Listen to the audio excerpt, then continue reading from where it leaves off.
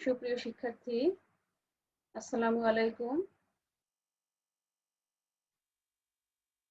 আশা করি সকলে সুস্থ আছো। জাতীয় বিশ্ববিদ্যালয়ের অনলাইন ক্লাসে সবাইকে স্বাগতম। করোনাকালীন শিক্ষা কার্যক্রম চলমান রাখার স্বার্থে জাতীয় বিশ্ববিদ্যালয়ের উদ্যোগে অনলাইন ক্লাসে সংযুক্ত হতে পেরে আমি আনন্দিত। সবাইকে স্বাস্থ্যবিধি মেনে চলার আহ্বান জানাচ্ছি। বিষয় প্রাণীবিদ্যা, সম্মান তৃতীয় বর্ষ, বিষয় কোড 233107, কোর্সের নাম ডেভেলপমেন্টাল বায়োলজি ও ethology, lecture number 40, lecture number 4। লেকচারের শিরোনাম নিষেক। তোমাদের সাথে আমি আছি নাজমাতুস সাকিবা, সহকারী অধ্যাপক, প্রাণীবিদ্যা, সরকারি বিএম কলেজ, বরিশাল। সুপ্রিয় শিক্ষার্থীরা, তোমরা একটি ছবি দেখতে পাচ্ছ, যেটা ডিম্বাণুর ছবি এবং নিচে একটি শুক্রাণুর ছবি এবং পাশে নিষেকের একটি ছবি। এ থেকে তোমরা অবশ্যই বুঝতে পারছো যে আজকে তোমাদের পাঠের বিষয় নিষেক। তো বিষয় থেকে তোমরা যে বিষয় টপিক জানতে পারবে সেগুলো হচ্ছে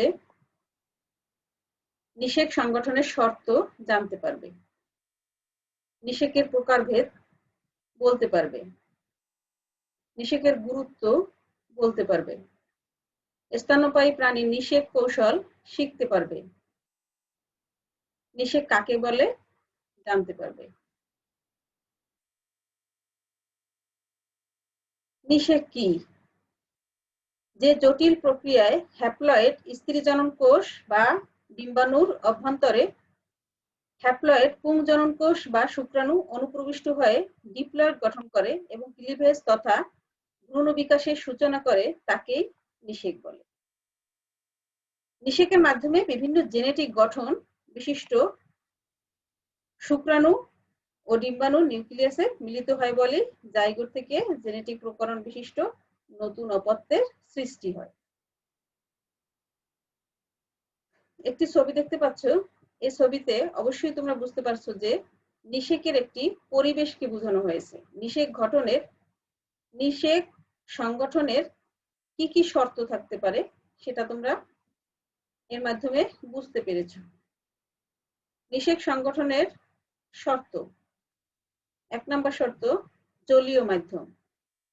অধিকাংশ প্রাণীর নিষেক কোনো না কোনো জলীয় মাধ্যমে সংগঠিত হয়।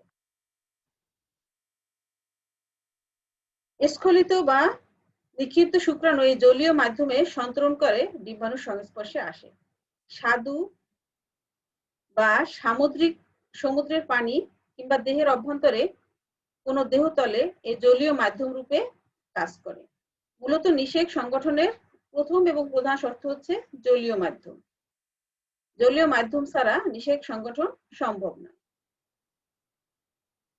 আয়ুষ্কাল: জনন কোষের জীবনকাল সীমিত, এজন্য শুক্রাণু বা ডিম্বাণু নির্গমনের পর অতি দ্রুত নিষেক সংগঠন আবশ্যক। মাছ, উভচর, অন্যান্য জলজ মেরুদণ্ডী প্রাণীর ডিম্বাণু পানিতে বিমুক্ত হবার কয়েক মিনিটের মধ্যেই নিষিক্ত হওয়া বাঞ্ছনীয়। দেহের মধ্যে ডিম্বাণুর আয়ুষ্কাল বেশি হয়, যেমন স্ত্রীলোকের ডিম্বাণু নির্গমনের প্রায় 24 ঘন্টা টিকে থাকে। শুক্রাণুর আয়ুষ্কালও সংক্ষিপ্ত। স্ত্রী জনননালীতে মানুষের শুক্রাণু 24 ঘন্টা পর্যন্ত সক্রিয় থাকে। ব্যতিক্রম বাদুড়। বাদুড়ের ব্যতিক্রম দেখা যায় যে বাদুড়ের স্ত্রী জনননালীতে শুক্রাণুগুলো সমগ্র শীতকাল ব্যাপী বেঁচে থাকে। তাহলে আমরা দেখতে পেলাম যে নিষেক সংগঠনের দ্বিতীয় শর্তটি হচ্ছে এর আয়ুষ্কাল এবং সময়। নির্দিষ্ট সময় এবং নির্দিষ্ট পরিবেশ ছাড়া নিষেক সংগঠন সম্ভব নয়। 3 নম্বর শর্তটি হচ্ছে শুক্রাণুর সংখ্যা। নিষেক নিশ্চিতকরণের জন্য এই ধরনের ডিম্বাণুর তুলনায় একই ধরনের ডিম্বাণুর তুলনায় প্রচুর সংখ্যক শুক্রাণু স্খলন প্রয়োজন। একই ধরনের ডিম্বাণু হলে তার জন্য প্রচুর পরিমাণ শুক্রাণু প্রয়োজন। প্রতিবারে বাদুড়ের 0.05, ইঁদুরের 2.0 মিলিলিটার, শুকরের 500 মিলিলিটার বীর্যরস করিতে হয়। প্রতি মাইক্রোলিটার বীর্যরসের মধ্যে বাদুড়ের 6 মিলিয়ন, ইঁদুরের 2 থেকে 5 মিলিয়ন এবং শুকরের 1 লক্ষ শুক্রাণু থাকে। মানুষের ক্ষেত্রে প্রতিবারে গড়ে 3 মিলিলিটার বীর্যরসের সাথে প্রতি মিলিলিটার মাইক্রোলিটারে 1 লক্ষ শুক্রাণু বহিষ্করণ ঘটে। নিষেক সংগঠনের প্রথম এবং প্রধান শর্ত 3টি: জলীয় মাধ্যম, আয়ুষ্কাল এবং শুক্রাণুর সংখ্যা। নিষেকের প্রকারভেদ। সংগঠনের স্থানভেদে নিষেকের প্রকারভেদ। স্থানভেদে নিষেককে বহির্নিষেক এবং অন্তর্নিষেক এই দুটি ভাগে ভাগ করা যায়। বহির্নিষেক দেহের বাহিরে স্বাদু বা সমুদ্রের পানিতে যে নিষেক সংগঠিত হয় তাকেই বহির্নিষেক বলে। বিভিন্ন জলজ, অমেরুদণ্ডী ও কর্ডেট প্রাণীর নিষেক বহির্নিষেক। সমুদ্রের পানিতে যেমন শুক্রাণু ও ডিম্বাণুকে মুখোমুখি করার জন্য যৌন পরিপক্ক পুরুষ ও স্ত্রী প্রাণীরা সমুদ্রের পানিতে প্রচুর সংখ্যক শুক্রাণু ও ডিম্বাণু নিষ্ক্রমণ করে। কোন প্রজাতির বয়স্ক প্রাণীরা পূর্ববর্তী সপ্তাহ বা মাসের তাপমাত্রা দ্বারা প্রভাবিত হয়ে যৌন পরিপক্কতা অর্জন করে। নিয়ম অনুযায়ী ভোরে বা সন্ধ্যা পূর্ব সময়ে যখন আলোর তীব্রতা দ্রুত পরিবর্তন ঘটে তখন এক বা একাধিক পরিপক্ক স্ত্রী ডিম প্রসবে উদ্দীপ্ত হয়। ডিম প্রসবের পর পুনরায় অন্যান্য স্ত্রী প্রাণীকে ডিম প্রসবে এবং একই সাথে পুরুষ প্রাণীদের শুক্রাণু স্খলনে উদ্দীপনা যোগায়। এভাবে একই সময় সমুদ্রের পানিতে অসংখ্য শুক্রাণু ও ডিম্বাণু বিমুক্ত হয়ে ব্যাপক নিষেক ঘটার সুযোগ এনে দেয়। এটাই হচ্ছে সমুদ্রের পানিতে বহির্নিষেক। স্বাদু পানিতে বহির্নিষেক খুব কম সময়ের জন্য হয়, মাত্র কয়েক মিনিট সক্রিয় থাকে। স্বাদু পানির মাছ, উভচর, অমেরুদণ্ডী প্রাণীরা এই ক্রিয়ায় লিপ্ত থাকে। স্ত্রী প্রাণীরা ডিম পাড়ার পরপরই পুরুষ সদস্যরা ডিমের উপরে শুক্রাণু নিক্ষেপ করে। অন্তর্নিষেক। স্ত্রী প্রাণীর দেহের অভ্যন্তরে নিষেক ঘটার এই প্রক্রিয়াকে অন্তর্নিষেক বলে। স্থলজ প্রাণীর মধ্যে যারা শক্ত আবরণযুক্ত ডিম পাড়ে অথবা মাতৃকোষের অভ্যন্তরে যাদের ভ্রূণ বিকাশ ঘটে সেসব ক্ষেত্রে পুরুষের বিশেষ ধরনের অঙ্গের মাধ্যমে স্ত্রী প্রাণীদের দেহের অভ্যন্তরে শুক্রাণু নিক্ষিপ্ত হয়। নিষেক ডিম্বনালীর ঊর্ধ্বাংশে মূলত সরীসৃপ পাখি এবং স্তন্যপায়ী এবং নিম্নাংশে ইউরেলায় সংগঠিত হয়। অনেক সময় স্ত্রী প্রাণীর দেহে শুক্রাণুগুলো বিশেষ কায়দায় সঞ্চিত থাকে, প্রয়োজনে এগুলো নিষেকের জন্য ব্যবহৃত করে। উদাহরণ হিসেবে তেলাপোকা। মেরুদণ্ডী স্ত্রী প্রাণীদের দেহে শুক্রাণুগুলো স্খলনের স্থান থেকে নিষেক সংগঠনের স্থানে পৌঁছাতে শুক্রাণুর নিজস্ব চলশক্তির উপর তেমন নির্ভর করতে হয় না, বরং স্ত্রী প্রজনন নালীর পেশি সংকোচনের মাধ্যমেই পেশি সংকোচনের শুক্রাণুগুলো প্রায় নিষ্ক্রিয়ভাবেই নিষেক স্থলে পৌঁছায়।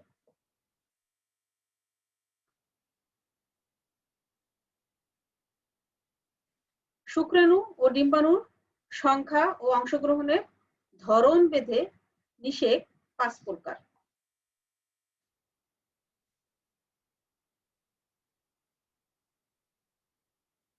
মনোস্পার্মিক নিষেক। মনোস্পার্মিক নিষেক বেশিরভাগ প্রাণীর একটি ডিম্বাণুর অভ্যন্তরে একটি মাত্র শুক্রাণু প্রবেশ করে। এই ধরনের নিষেককেই মনোস্পার্মিক নিষেক বলে। সিলিন্টারেট, অ্যানিলিড, একাইনোডার্ম, কোটিনেস্টিমাস, ব্যাং এবং স্তন্যপায়ীর মধ্যে এই ধরনের নিষেক ঘটে। পলিস্পার্মিক নিষেক। অনেক শুক্রাণু দ্বারা একটি ডিম্বাণু নিষিক্ত হলে এ ধরনের নিষেককে পলিস্পার্মিক নিষেক বলে। পলিস্পার্মিক নিষেক 2 প্রকার: প্যাথোলজিক্যাল পলিস্পার্মি এবং ফিজিওলজিক্যাল পলিস্পার্মি। প্যাথোলজিক্যাল পলিস্পার্মি কিছু অস্বাভাবিক অবস্থায় একটি মনোস্পার্মিক ডিম্বাণুর অভ্যন্তরে একটির পরিবর্তে অনেকগুলো শুক্রাণু প্রবেশ করলে নিষেকের এরূপ অবস্থাকে প্যাথোলজিক্যাল পলিস্পার্মি বলে। এরূপ নিষিক্ত ডিম্বাণুর পরিস্ফুটন ঘটে না, বরং তা নষ্ট হয়ে যায়। ফিজিওলজিক্যাল পলিস্পার্মি মোলাস্কা, ইউরোডেলা, সরীসৃপ, পাখি ইত্যাদি যে সকল প্রাণীরা কুসুম সমৃদ্ধ ডিম পারে তাদের ডিম্বাণু পলিস্পার্মিক নিষেকের একটি সাধারণ ঘটনা। এরূপ নিষেককে ফিজিওলজিক্যাল পলিস্পার্মি বলে। এসব ক্ষেত্রে অনেকগুলো শুক্রাণু ডিম্বাণুর মধ্যে প্রবেশ করলেও কেবলমাত্র একটা শুক্রাণুর প্রোনিউক্লিয়াস ডিম্বাণুর প্রোনিউক্লিয়াসের সাথে মিলিত হয়, অন্যগুলো নষ্ট হয়ে যায়। নিষেক্ত এই ধরনের ডিম্বাণু কর্মক্ষম হয়, এক্ষেত্রে ভ্রূণ বিকাশ ঘটে। পলিএন্ড্রি, দুটি পুরুষ প্রোনিউক্লিয়াস একটি স্ত্রী প্রোনিউক্লিয়াসের সাথে মিলিত হলে এই ধরনের ঘটনাকে বলা হয় পলিএন্ড্রি। মানুষ এবং ইঁদুরের নিষেকে এই ধরনের পলিএন্ড্রি পদ্ধতি নিষেক সম্পন্ন। পলিগেমি, দুটি স্ত্রী প্রোনিউক্লিয়াস যখন একটি পুরুষ প্রোনিউক্লিয়াসের সাথে মিলিত হয় তখন এই ধরনের ঘটনাকে পলিগেমি বলে। উদাহরণ হিসেবে আছে সামুদ্রিক আরসিন, পলিকিট, ইউরোডেলা এবং খরগোশ জাতীয় প্রাণী। গাইনোজেনেসিস, এক্ষেত্রে শুক্রাণু শুধু ডিম্বাণুকে সক্রিয় করে মাত্র, কিন্তু শুক্রাণুর প্রোনিউক্লিয়াস ডিম্বাণুর প্রোনিউক্লিয়াসের সাথে মিলিত হয় না। উদাহরণ হিসেবে প্লানেরিয়ান্স এবং নেমাটোডস।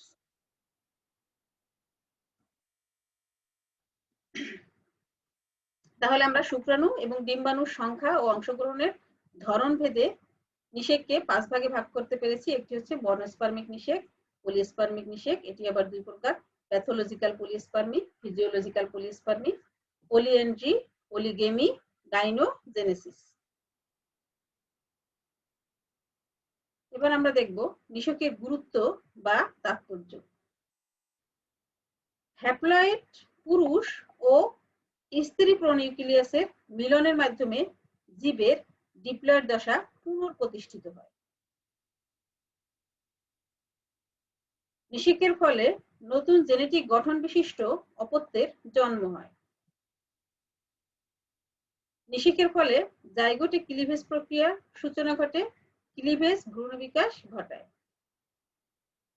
নিষেক ডিম্বাণুর নির্দিষ্ট মেরুবর্তিতা স্থাপন করে। নিষেক ডিম্বাণুর বিপাক-ক্রিয়া ও প্রোটিন সংশ্লেষণের হার বৃদ্ধি করে। যৌন জননে অংশগ্রহণকারী প্রাণীদের প্রজাতির ধারা অব্যাহত রাখার একমাত্র উপায় হলো নিষেক।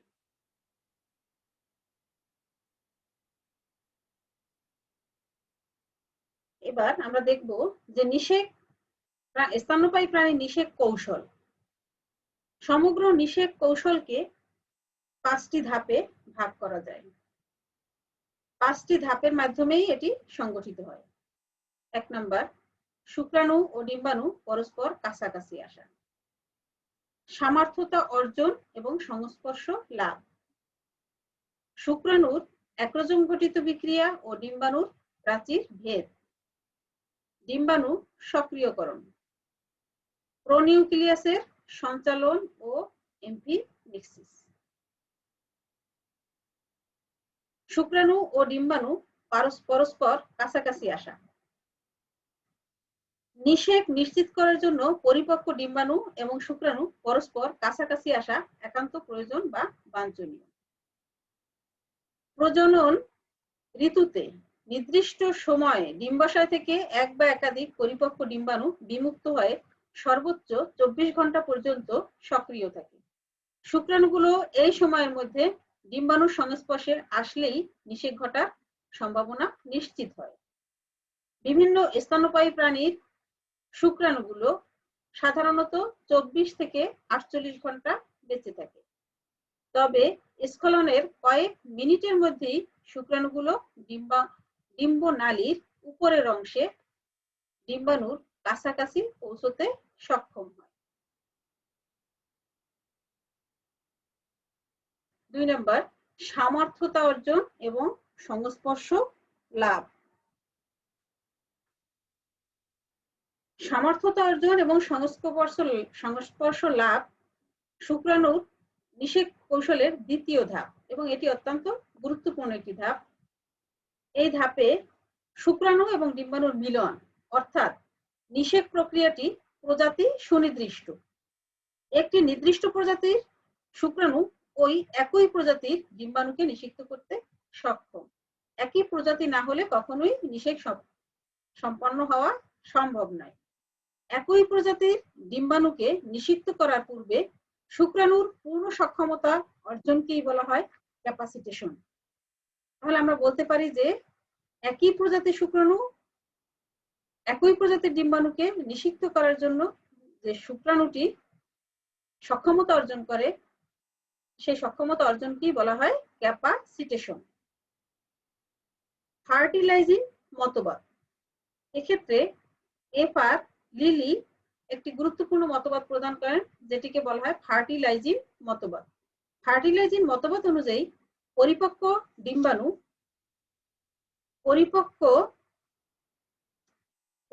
ডিম্বাণু ফার্টিলাইজিন নামক এক ধরনের রাসায়নিক পদার্থ উৎপন্ন করে যা ডিম্বাণুর প্লাজমা পর্দাতেই অবস্থান করে।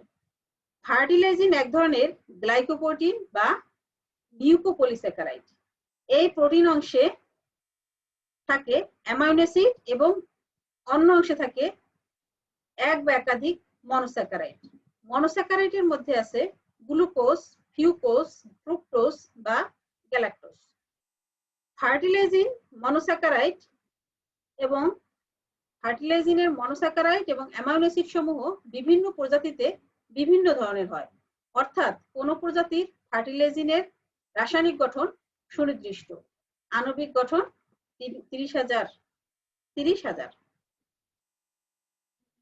অ্যান্টিফার্টিলাইজিন। অন্যদিকে শুক্রাণুর প্লাজমা পর্দায় অন্য এক ধরনের প্রজাতি নির্দিষ্ট প্রোটিন জাতীয় রাসায়নিক পদার্থ থাকে। একে বলা হয় অ্যান্টিফার্টিলাইজিন। এর আণবিক ওজন 10,000। ফার্টিলাইজিন এবং অ্যান্টিফার্টিলাইজিন এর রাসায়নিক গঠন এমন যে কোনো নির্দিষ্ট প্রজাতির ডিম্বাণুর ফার্টিলাইজিন কেবল ওই একই প্রজাতির শুক্রাণুর ফার্টিলাইজিনের সাথে রাসায়নিক আসক্তি প্রদর্শন করে। অর্থাৎ এই রাসায়নিক আসক্তি প্রদর্শন করাকেই বলা হয় রাসায়নিক তালা বা কেমিক্যাল লক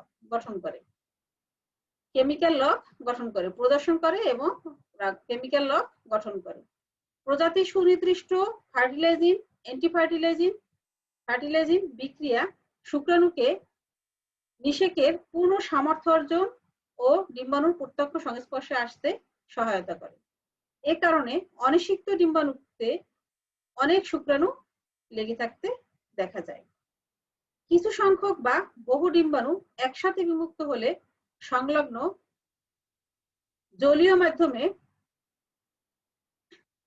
ফার্টিলাইজিন সমৃদ্ধ হয়ে পড়ে। এই জলীয় মাধ্যমটিকে বলা হয় ডিম্বজল। ডিম্বজল মাধ্যমে শুক্রাণুগুলো কয়েক সেকেন্ডের মধ্যেই দলবদ্ধ হয়ে পড়ে। এই ঘটনাকে বলা হয় অ্যাগ্লুটিনেশন। ফার্টিলাইজিন এবং অ্যান্টিফার্টিলাইজিন বিক্রিয়াই অ্যাগ্লুটিনেশনের মূল কারণ। মূলত এখানে ডিম্বজলে থাকে ফার্টিলাইজিন সমৃদ্ধ পদার্থ যা ডিম্বজলকে কি করে শুক্রাণুগুলোকে একটি ঘূর্ণনের মাধ্যমে পরস্পরে দলবদ্ধ করতে সহায়তা করে। আর এই দলবদ্ধ করার প্রক্রিয়াটিকেই বলা হয় অ্যাগ্লুটিনেশন, যা আমরা একটি চিত্রের মাধ্যমে দেখতে পাচ্ছি। তাহলে সামর্থ্য অর্জন এবং সংস্পর্শ লাভ এই ধাপে আমরা অত্যন্ত গুরুত্বপূর্ণ কয়েকটি বিষয় পেয়েছি। একটি হচ্ছে ক্যাপাসিটেশন, একটি ফার্টিলাইজিন মতবাদ, একটি অ্যান্টিফার্টিলাইজিন, ডিম্বজল এবং অ্যাগ্লুটিনেশন। নিষেক প্রক্রিয়ার তৃতীয় ধাপ শুক্রাণুর অ্যাক্রোজম ঘটিত বিক্রিয়া ও ডিম্বাণু প্রাচীর ভেদ। ডিম্বাণুর প্রাচীরে শুক্রাণুর সংযুক্তি স্থাপনের পর শুক্রাণু নিশ্চল হয়ে পড়ে। যান্ত্রিক শক্তি প্রয়োগে শুক্রাণু ডিম্বাণুর অভ্যন্তরে প্রবেশ করে না। যান্ত্রিক শক্তির প্রয়োজন পড়ে না যে শুক্রাণু ডিম্বাণুর ভিতরে প্রবেশ করবে। বরং শুক্রাণুর অ্যাক্রোজোম কিছু ভৌত রাসায়নিক ক্রিয়াকলাপ শুক্রাণুর অ্যাক্রোজোমের কিছু ভৌত রাসায়নিক ক্রিয়াকলাপ শুক্রাণুকে ডিম্বাণুর অভ্যন্তরে প্রবেশে সহায়তা করে। স্তন্যপায়ী ডিম্বাশয় থেকে যখন ডিম্বাণু বিমুক্ত হয় তখন ডিম্বাণুর প্লাজমা পর্দাকে ঘিরে ফলিকল কোষগুলো একটি অতিরিক্ত আবরণী রয়ে যায়। সেই আবরণীটি হচ্ছে জোনা পেলুসিডা। এই ফলিকল কোষগুলো আঠালো সিমেন্ট পদার্থ হায়ালুরোনিক অ্যাসিড দিয়ে পরস্পরের সাথে আটকে থাকে। শুক্রাণু ডিম্বাণুর প্লাজমা পর্দা পর্যন্ত পৌঁছাতে অবশ্যই এই বাধা জোনা পেলুসিডাকে অতিক্রম করতে হয়। শুক্রাণুর অ্যাক্রোজোমের মধ্যে কিছু এনজাইম ধর্মী প্রোটিন, এগুলো সাধারণত শুক্রাণুর লাইসিন বলা হয়। লাইসিন ডিম্বাণুর বাইরের পর্দাগুলোকে বিগলন ঘটায়। তাহলে হায়ালুরোনিক অ্যাসিড যেগুলো পরস্পরের সাথে আটকে রাখতে সহায়তা করে, সিমেন্টের মতো সিমেন্ট জাতীয় পদার্থ ফলিকল কোষগুলোকে পরস্পরের সাথে আটকে রাখতে সহায়তা করে। আর শুক্রাণু ডিম্বাণুর প্লাজমা পর্দা পর্যন্ত পৌঁছাতে যে বাধা থাকে জোনা পেলুসিডা, সেই জোনা পেলুসিডাকে অ্যাক্রোজোমের মধ্যে থেকে কিছু এনজাইম ধর্মী প্রোটিন নিঃসৃত হয় যেটাকে লাইসিন বলে। এই প্রোটিন ধর্মী লাইসিন মূলত কি করে ডিম্বাণুর পর্দাকে বিগলন ঘটায়। স্তন্যপায়ী প্রাণীর শুক্রাণুর অ্যাক্রোজোমে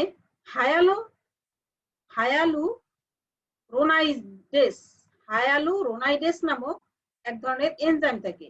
এই এনজাইম হায়ালুরোনিক অ্যাসিডকে বিগলিত করে। জোনা পেলুসিডার ফলিকল কোষগুলো বিচ্ছিন্ন হয়ে পড়ে। বিগলন প্রক্রিয়ায় অংশগ্রহণ ছাড়াও শুক্রাণুর অ্যাক্রোজোমে কিছু অঙ্গসংস্থানিক পরিবর্তন ঘটে। সেই অঙ্গসংস্থানিক পরিবর্তনটা আমরা চিত্রে দেখতে পাচ্ছি যে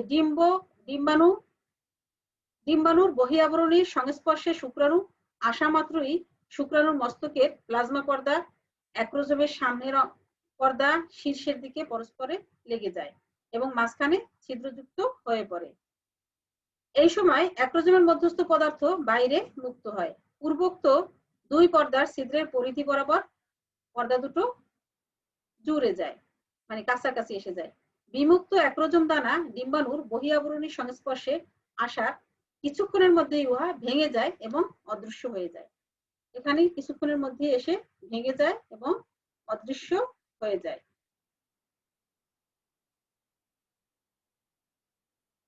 এভাবে ডিম্বাণুর বহি আবরণীতে একটি সরু পথের সৃষ্টি হয়। এই যে ডিম্বাণুর বাহিরের আবরণীতে একটা সরু পথের সৃষ্টি হয়। শুক্রাণু নিউক্লিয়াসের কাছাকাছি অবস্থিত অ্যাক্রোজোম পর্দা প্রথমত ডিম্বাণুর অভিমুখে নেমে গেলেও অতি দ্রুত আবার বৃদ্ধি পেয়ে একটি লম্বা ও সরু অ্যাক্রোজোম নালিকা গঠন করে। এই নালিকার দৈর্ঘ্য শুক্রাণুর নিউক্লিয়াসের দৈর্ঘ্যের প্রায় দ্বিগুণ। অ্যাক্রোজোম পর্দার অবশিষ্ট অ্যাক্রোজোম নালিকার গোড়ার দিকে সন্নিবেশিত হয় এবং ক্রমান্বয়ে বহির্গত হয়। প্রকৃতপক্ষে এটি অবিচ্ছিন্ন পর্দার ভাস্কুলা ঘটনার মতো। অ্যাক্রোজোম নালিকাটি ডিম্বাণুর বহিঃপর্দার সরু পথ বরাবর ধীরে ধীরে অগ্রসর হয় এবং এর শীর্ষাগ্রে ডিম্বাণুর প্লাজমা পর্দাকে স্পর্শ করে। অতঃপর সংস্পর্শ বিন্দু মিলে যায়। ডিম্বাণুর প্লাজমা পর্দা ও অ্যাক্রোজোম নালীর মধ্যে একটি অবিচ্ছিন্ন সরু পথ সৃষ্টি হয়। এই অবস্থায় শুক্রাণু ও ডিম্বাণুর প্লাজমা পর্দা একত্রে একটা অবিচ্ছিন্ন আবরণী রূপে কাজ করে।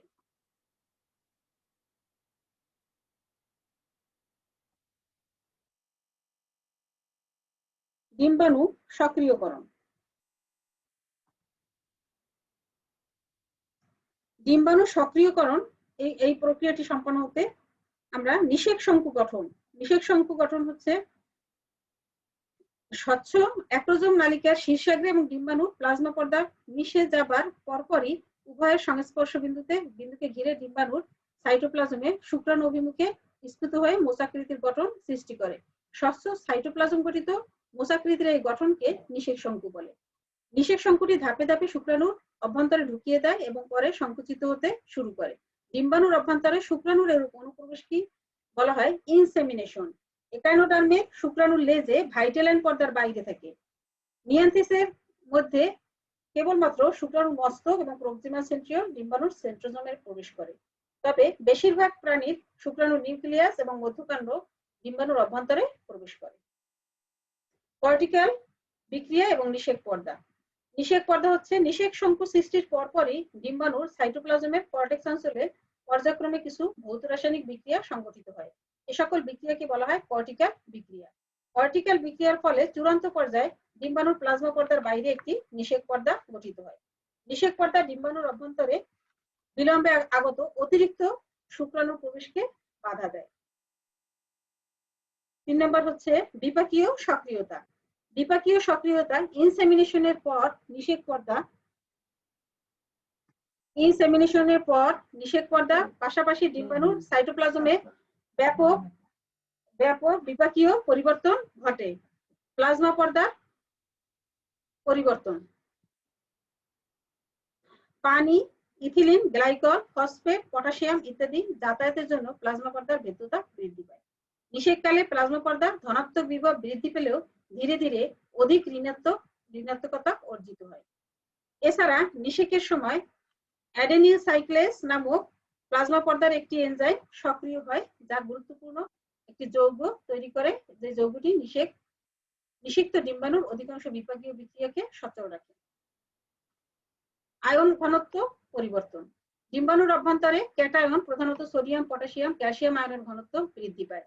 নিষিক্ত ডিম্বাণুতে ক্যালসিয়াম আয়নের ঘনত্বের পরিবর্তে ডিম্বাণুর বিপাকীয় সক্রিয়তা বৃদ্ধির জন্য খুবই তাৎপর্যপূর্ণ।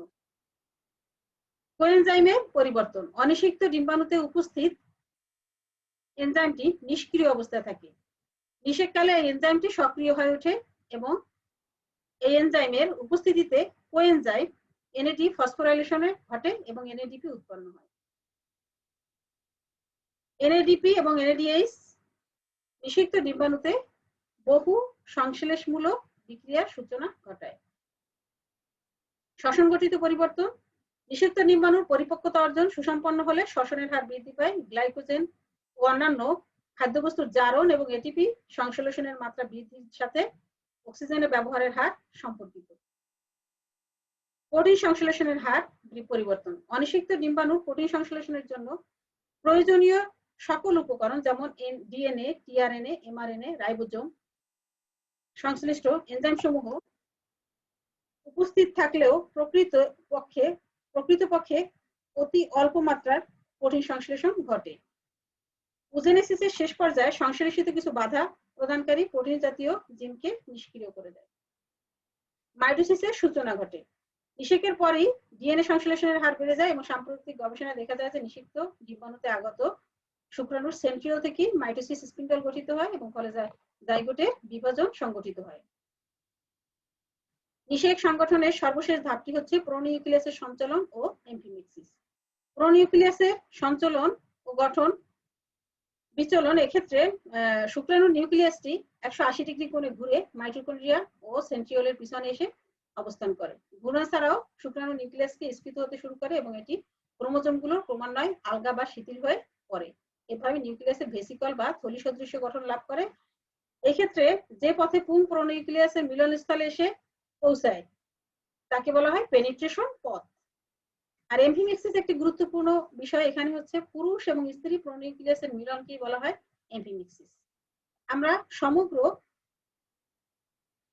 নিষেক প্রক্রিয়াটি একটি ভিডিওর মাধ্যমে দেখতে পারি, তোমরা সেটি দেখো।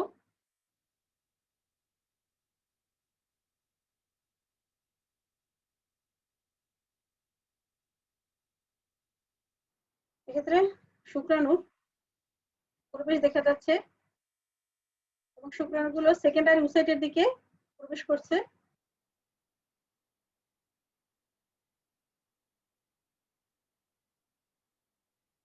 ফার্টিলাইজেশন প্রক্রিয়া,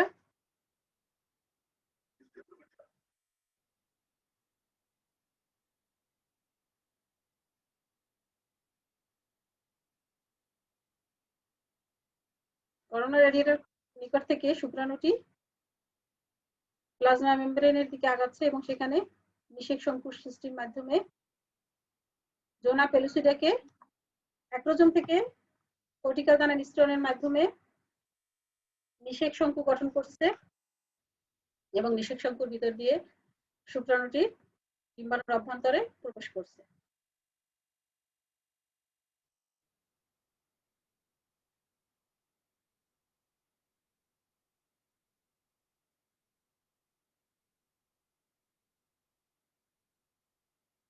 সেকেন্ড মিওটিক বিভাজন ঘটছে।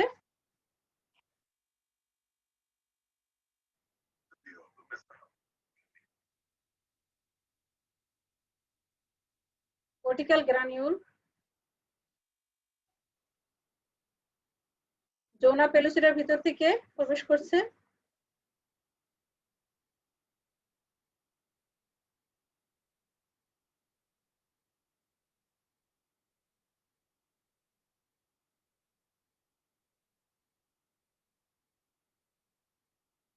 মেল এবং ফিমেল প্রোনিউক্লিয়াস কাছাকাছি আসার মাধ্যমে এমফিমিক্সিস ঘটছে এবং